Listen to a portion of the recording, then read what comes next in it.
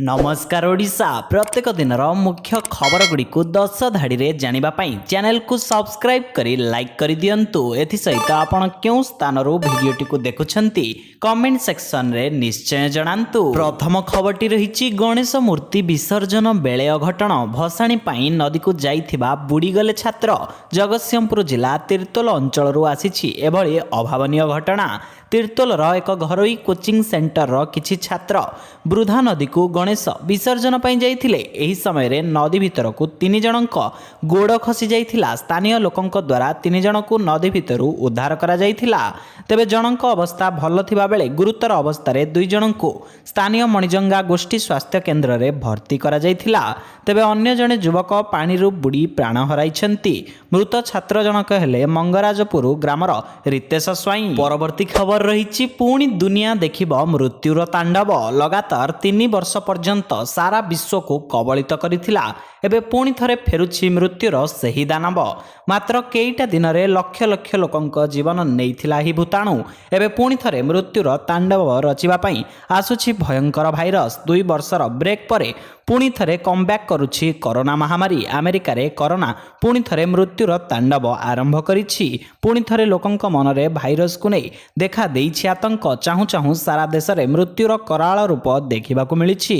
Corona फेरिबार मात्र गोटिए सप्ताह भितरे प्राय 1500 रु अधिक लोकंक मृत्यु होई सारिछि। परवर्ती खबर रहिछि बीजेपी नेतांकू गुली करी हत्या कले दुर्बृत्त। गाड़ी को अपेक्षा करी रास्ता कड़े बसिथिबा जने बीजेपी नेता श्याम सुंदर शर्मा को दुर्बृत्त माने गुली करी हत्या करिछंती। बिहार राजधानी पाटना रे सोमवार सकाळे एही हत्याकांड घटिछि। बीजेपी कर्मी श्याम सुंदर छद्म नाम मुन्ना शर्मा हत्या घटनार प्रत्यक्षदर्शी सीसीटीवी कैमेरा रे कैद होईछि। एही हत्या पाटना रे आलोड़न सृष्टि करिछि। जदि रिपोर्ट को विश्वास करा जाए तेबे सकाळ 4टारे एही घटना घटिछि। श्याम सुंदर मनोज कमालिया तांको घरु किछि दूर रे जाइथिले।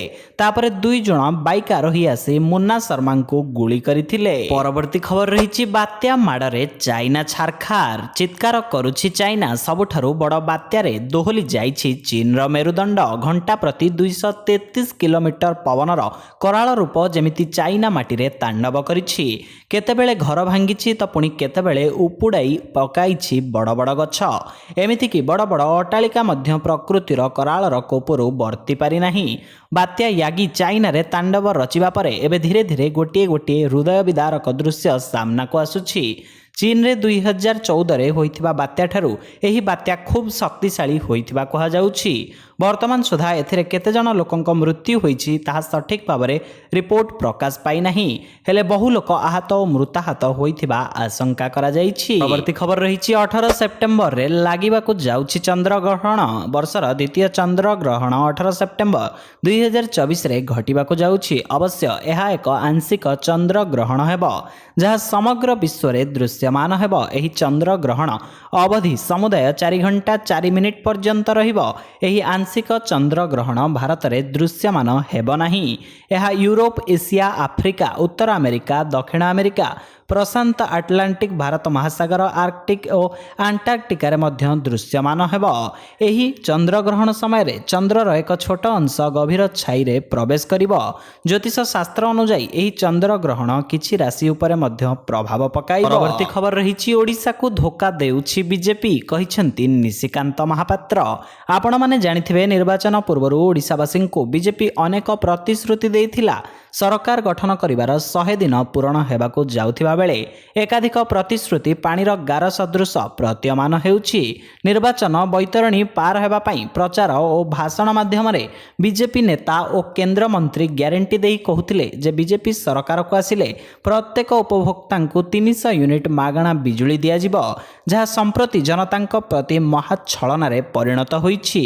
अनुरूप भावे वार्धक्य भत्ता 3500 टंका देवार निर्वाचनी संकल्प पत्र रे उल्लेख करिथिबा बेले वर्तमान 80 वर्ष अतिक्रांत करिथिबा वृद्ध लोकंकु उक्त अर्थराशि मिलिबार शर्त रखिबा निश्चय ओडिसार हजार हजार वयोवृद्धंक प्रति सरकारंक एक विकृत परिहास। परवर्ती खबर रही सीसीटीवी न लगाइले बातिल हेब परीक्षा केन्द्र मान्यता। आसंता ଆସନ୍ତା ନଭେମ୍ବର 15 ତାରିଖ ସୁଦ୍ଧା ଯୁକ୍ତ 2 ପରୀକ୍ଷା କେନ୍ଦ୍ରରେ ସିସିଟିଭି ଲଗାଇବାକୁ ସମସ୍ତ ଉଚ୍ଚ ମାଧ୍ୟମିକ ବିଦ୍ୟାଳୟ ଅଧୀକ୍ଷଙ୍କୁ ଚିଠି ଲେଖିଛି ଉଚ୍ଚ ମାଧ୍ୟମିକ ଶିକ୍ଷା ପରିଷଦ। ଏଥିସହ ପୂର୍ବରୁ ପରୀକ୍ଷା କେନ୍ଦ୍ର ଗୁଡ଼ିକରେ ଲାଗିଥିବା ସିସିଟିଭି ସବୁ କିଭଳି କାର୍ଯ୍ୟକ୍ଷମ ହେଉଛି ତାର ରିପୋର୍ଟ ବି ଦେବାକୁ ଚିଠିରେ ଉଲ୍ଲେଖ କରାଯାଇଛି। 2025ରେ ହେବାକୁ ଥିବା ଯୁକ୍ତ 2 ପ୍ରାକ୍ଟିକାଲ ଓ ଥିଓରି ପରୀକ୍ଷା ପାଇଁ ପ୍ରସ୍ତୁତି ଜୋରଦାର ଚାଲିଥିବା ବେଳେ ଫାଇନାଲ ପରୀକ୍ଷା ପାଇଁ ହାତରେ ଆଉ 4 ମାସ ବାକି ରହିଛି। ତା ପୂର୍ବରୁ ସବୁ ପରୀକ୍ଷା କେନ୍ଦ୍ରରେ ସିସିଟିଭି ଲଗାଇବାକୁ ପରିଷଦ ପକ୍ଷରୁ ନିର୍ଦ୍ଦେଶ ଦିଆଯାଇଛି। ପରବର୍ତ୍ତୀ ଖବର ରହିଛି ଅନ୍ଧାରରେ ଡୁବିଯିବ ବାଂଲାଦେଶ। ଶେଖ୍ ହସିନା ସରକାରଙ୍କ ପରାଜୟ ପରେ ବାଂଲାଦେଶରେ ଆର୍ଥିକ ସଂକଟ ଗଭୀର ହେବାରେ ଲାଗିଛି। ଋଣ ପାଇବା ପାଇଁ ମଧ୍ୟବର୍ତ୍ତୀକାଳୀନ ସରକାର ପ୍ରଧାନମନ୍ତ୍ରୀ ମହମ୍ମଦ ୟୁନୁସ ବିଶ୍ୱବ୍ୟାଙ୍କ IMF ଏସୀୟ ବିକାଶ ବ୍ୟାଙ୍କ ଭଳି ସଂସ୍ଥାର କବାଟ ବାଡ଼େଇଛନ୍ତି। ଏବେ ତାଙ୍କ ଆଗରେ ଏକ ନୂଆ ବିପଦ ଆସୁଛି। ବିଦ୍ୟୁତ୍ ଯୋଗାଣ ବିଲ୍ ସମାଧାନ ପାଇଁ ଆଦାନୀ ଗ୍ରୁପ ବାଂଲାଦେଶ ଉପରେ ଚାପ ପକାଇବା ଆରମ୍ଭ କରିଛି। ସେ ପ୍ରାୟ $500 ମିଲିୟନ ଦେବାକୁ ଦାବି କରିଛନ୍ତି। ଆଦାନୀ ଗ୍ରୁପ ଏହାର 1600 ମେଗାୱାଟ ଗୋଡା ପ୍ଲାଣ୍ଟରୁ ବାଂଲାଦେଶକୁ ବିଦ୍ୟୁତ୍ ଯୋଗାଇଥାଏ। ଶେଖ୍ ହସିନା ସରକାରଙ୍କ ସମୟରେ ଏହି ଚୁକ୍ତି ହୋଇଥିଲା। ବର୍ତ୍ତମାନ ମହମ୍ମଦ ୟୁନୁସ ଏହାକୁ ଏକ ମହଙ୍ଗା କାରବାର ବୋଲି କହିବା ଆରମ୍ଭ କରିଛନ୍ତି। ପରବର୍ତ୍ତୀ ଖବର ରହିଛି ଡେବିଟ୍ କାର୍ଡ କ୍ରେଡିଟ୍ କାର୍ଡରେ ପେମେଣ୍ଟ କଲେ ଲାଗିବ 18% GST। କ୍ରେଡିଟ୍ କାର୍ଡ ଏବଂ ଡେବିଟ୍ କାର୍ଡ ୟୁଜରମାନଙ୍କ ପାଇଁ ଏକ ବଡ଼ ନିଷ୍ପତ୍ତି ନିଆଯାଇଛି। ଏଣିକି ଏହି କାର୍ଡ ବ୍ୟବହାର କଲେ ଦେବାକୁ ପଡ଼ିବ 18% GST। GST କାଉନସିଲ ବୈଠକରେ ଏନେଇ ନିଷ୍ପତ୍ତି ହୋଇଛି। GST କାଉନସିଲ ବୈଠକ ଅନୁସାରେ ସମସ୍ତ ଟ୍ରାଞ୍ଜାକ୍ସନ ପାଇଁ GST ଆଦାୟ କରାଯିବ ନାହିଁ। କେବଳ 2000ରୁ କମ୍ ଟଙ୍କାର ପ୍ରତ୍ୟେକ ଟ୍ରାଞ୍ଜାକ୍ସନ ପାଇଁ 18% GST ଲାଗୁ କରାଯିବ। ଏଥିରେ ପେମେଣ୍ଟ ଗେଟୱେକୁ କୌଣସି ଛାଡ଼ ମିଳିପାରିବ ନାହିଁ। ଏହି ନିଷ୍ପତ୍ତି ପରେ ଟ୍ରାଞ୍ଜାକ୍ସନର ମର୍ଚାଣ୍ଟ ଫିସ୍ ଉପରେ 18% GST ଲାଗୁ କରାଯିବ। ଏହା ବ୍ୟତୀତ ଗ୍ରାହକମାନଙ୍କ ଉପରେ ଏହି GSTର କୌଣସି ପ୍ରଭାବ ପଡ଼ିବ ନାହିଁ। ପରବର୍ତ୍ତୀ ଖବର ରହିଛି ରାଜ୍ୟର ଦ୍ୱିତୀୟ ଏମ୍ସ ହେବ ସମ୍ବଲପୁରରେ, କହିଛନ୍ତି ମୁଖ୍ୟମନ୍ତ୍ରୀ। ରାଜ୍ୟରେ ହେବାକୁ ଯାଉଛି ଦ୍ୱିତୀୟ ଏମ୍ସ, ଏନେଇ ବଡ଼ ଘୋଷଣା କରିଛନ୍ତି ମୁଖ୍ୟମନ୍ତ୍ରୀ ମୋହନ ମାଝୀ। ସିଏମ୍ କିଷାନ ଯୋଜନା ଶୁଭାରମ୍ଭ କାର୍ଯ୍ୟକ୍ରମରେ ଯୋଗଦେଇ ମୁଖ୍ୟମନ୍ତ୍ରୀ କହିଛନ୍ତି ଖୁବ୍ ଶୀଘ୍ର ଏମ୍ସ ସମ୍ବଲପୁରରେ ହେବାକୁ ଯାଉଛି।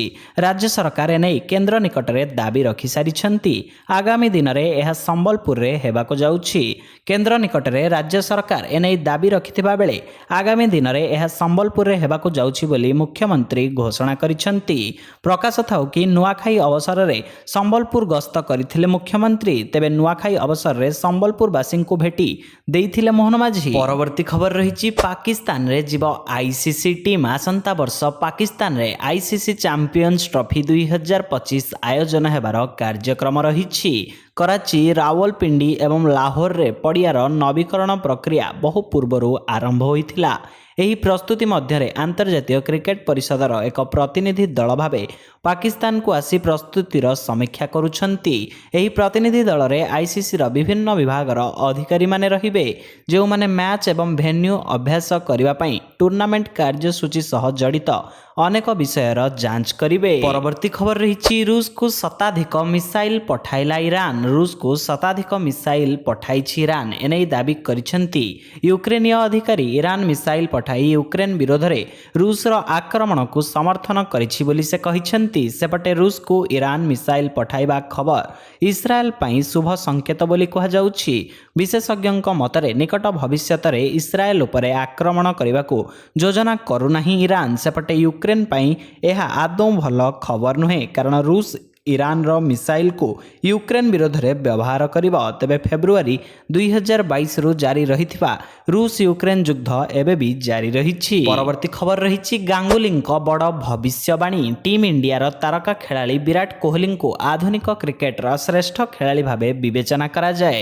ଯେତେବେଳେ ଟେଷ୍ଟ ଫର୍ମାଟ କଥା ଆସେ ଜୋ ରୁଟ୍ଙ୍କ ନାମ ଆଜିକାଲି ଆଗରେ ଅଛି। କୁହାଯାଏ ଜୋ ରୁଟ୍ ସର୍ବାଧିକ ରନ୍ ସ୍କୋର କରିବାର ରେକର୍ଡ ମଧ୍ୟ ଭାଙ୍ଗିପାରେ। ଏସବୁ ମଧ୍ୟରେ ଟିମ୍ ଇଣ୍ଡିଆର ପୂର୍ବତନ ଅଧିନାୟକ ସୌରଭ ଗାଙ୍ଗୁଲି ଏକ ବଡ଼ ଭବିଷ୍ୟବାଣୀ କରିଛନ୍ତି। ଭାରତୀୟ ୱିକେଟ୍ କିପର ବ୍ୟାଟ୍ସମ୍ୟାନ୍ ରିଷଭ ପନ୍ତଙ୍କୁ ସବୁ ସମୟର ଟେଷ୍ଟ କ୍ରିକେଟର ଶ୍ରେଷ୍ଠ ଖେଳାଳିଙ୍କ ମଧ୍ୟରେ ସାମିଲ କରାଯାଇପାରିବ ବୋଲି ସୌରଭ ଗାଙ୍ଗୁଲି ପୂର୍ବାନୁମାନ କରିଛନ୍ତି। ଏକ ପ୍ରମୋସନାଲ ଇଭେଣ୍ଟରେ ଗାଙ୍ଗୁଲି କହିଛନ୍ତି ମୁଁ ରିଷଭ ପନ୍ତଙ୍କୁ ଭାରତର ଶ୍ରେଷ୍ଠ ଟେଷ୍ଟ ବ୍ୟାଟ୍ସମ୍ୟାନ୍ ବୋଲି ବିବେଚନା କରେ। ପରବର୍ତ୍ତୀ ଖବର ରହିଛି ଏଥର ପ୍ରବଳ ଶୀତରେ ଥରିବ ସାରା ଦେଶ। ଦେଶରେ ଆଗାମୀ ଶୀତ ଋତୁକୁ ନେଇ ଭାରତୀୟ ପାଣିପାଗ ବିଜ୍ଞାନ ବିଭାଗ ବଡ଼ ଅପଡେଟ୍ ଦେଇଛନ୍ତି। आईएमडी कहिसेंती चलित मासरे लानिना आरंभ होइपारे एणु सारा देश में तापमात्रा ह्रास और वर्षा बढ़िबार संभावना रही फल शीत दिन में किसी राज्यर तापमात्रा 3 डिग्री सेल्सियस पर्यंत पहुंची पारे बोली सतर्क करिसेंती। आईएमडी घोषणा अनुसार चलित वर्ष लानिना कारण शीत ऋतु में भीषण ठंडा पड़िबो। लानिना एप्रिल और जून मास मध्य होता है एवं अक्टोबर और फेब्रुआरी मध्य यह मजबूत होता है। यही प्राकृतिक प्रभाव समुद्र पानी को पश्चिम दिग को ठेलिबा पई पूर्वा पवन को संचालित करिथाए फल समुद्र पृष्ठ ठंडा रही है। एणु देश में भीषण शीत अनुभूत होबार संभावना रही। परवर्ती खबर रही भंगा हेब ओडिशा भवन। भंगा हेब दिल्ली स्थित ओडिशा भवन यहाकू विपदपूर्ण घोषणा करिसेंती राज्य सरकार। ओडिशा भवन में रहिबा असुरक्षित जोगु भांगिबाकू निर्देश दिया जाइछि। दिल्ली स्थित ओडिशार 3टी भवन ओडिशा निवास ओडिशा सदन एवं ओडिशा भवनर जांच करा जाइथिला। एहाकू 2 ରୁ 3 वर्ष मध्यरे भांगिबाकू 2022 एप्रिल 19 तारिख रे रिपोर्ट दिया जाइथिला। एहापरे पुणी 2024 अगस्ट 28 तारिख रे आउ एक चिट्ठी करा जाइथिला जेउथरे दर्शा जाइथिला कि मरामती परे भी ओडिशा भवन व्यवहार उपयोगी नुहे। एनै पूर्त विभागर मुख्यमंत्री तथा अतिरिक्त सचिव चिट्ठी करथिले। एही रिपोर्ट को विचार करिबा परे ओडिशा भवन को भांगिबाकू निर्देश दिया जाइछि। एदि सहित चैनल रे नुआ थिले आपणको भल पाइबा सदृश वीडियो को गोटे लाइक करी चैनल को सब्सक्राइब करि दियंतु। जय जगन्नाथ।